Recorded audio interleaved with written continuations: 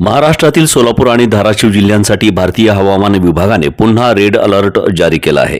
उद्या 27 सप्टेंबर रोजी पुढील 24 तासांसाठी या भागात मुसळधार पावसाचा धोका असून वादळी वारे, विजा आणि अतिमुसळधार पावसाची शक्यता आहे। हा अलर्ट सकाळी 8:30 वाजल्यापासून दुसऱ्या दिवसाच्या सकाळी 8:30 पर्यंत लागू आहे। या अलर्टमुळे सोलापूर शहर आणि जिल्ह्यातील ग्रामीण भागात पूरसदृश्य परिस्थिती उद्भवण्याची शक्यता आहे। जिल्हा प्रशासनाने नागरिकांना सावध राहण्याचा आणि अनावश्यक प्रवास टाळण्याचा इशारा दिला आहे। विशेषतः नद्या, नाले, पूल आणि कमी उंचीच्या भागात सतर्क राहण्याचे आवाहन करण्यात आले आहे। अत्यंत तीव्र पावसामुळे धोका निर्माण होऊ शकतो। गेल्या काही दिवसांपासून महाराष्ट्रात पावसाचा कहर सुरू आहे। सोलापूरमध्ये आधीच पूरस्थिती निर्माण झाली असून अनेक गावांमध्ये पाणी साचले आहे। IMDच्या अंदाजानुसार कोकण आणि मध्य महाराष्ट्रात वादळी हवामानाची शक्यता आहे, ज्यामुळे सोलापूरसारख्या जिल्ह्यांना प्रभावित केले जाईल। जिल्हा आपत्ती व्यवस्थापन विभागाने NDRF आणि SDRF यांना सतर्क केले आहे।